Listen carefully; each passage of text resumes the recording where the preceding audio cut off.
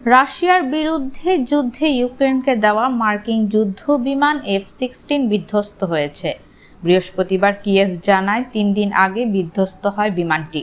বিবৃতিতে বলা হয়, রাশিয়ার মিসাইল ও ড্রোন হামলা প্রতিহত করার সময় এই ঘটনা ঘটে। এতে ফাইটার জেটের পাইলট নিহত হয়েছেন। গত সোমবার ২৬ আগস্ট ইউক্রেনের বিভিন্ন স্থান লক্ষ্য করে অন্তত ২০০ মিসাইল ও ড্রোন ছোড়ে রুশ বাহিনী। ওই হামলা প্রতিহত করতেই পাঠানো হয়েছিল F-16 যুদ্ধ বিমানটি। রাশিয়ার বিরুদ্ধে প্রতিরোধ গড়ে তুলতে ইউক্রেনকে এই যুদ্ধ বিমানগুলো সরবরাহ করে ন্যাটো। চলতি মাসের শুরুতেই F-16 এর একটি চালান পৌঁছায় কিয়েভে। দীর্ঘদিন ধরেই পশ্চিমা মিত্রদের কাছ থেকে অত্যাধুনিক এই যুদ্ধ বিমানটি চেয়ে আসছিল ইউক্রেন। এখন পর্যন্ত ডেনমার্ক ১৯টি, নেদারল্যান্ডস ২৪টি এবং নরওয়ে ৬টি F-16 দেওয়ার প্রতিশ্রুতি দিয়েছে ইউক্রেনকে।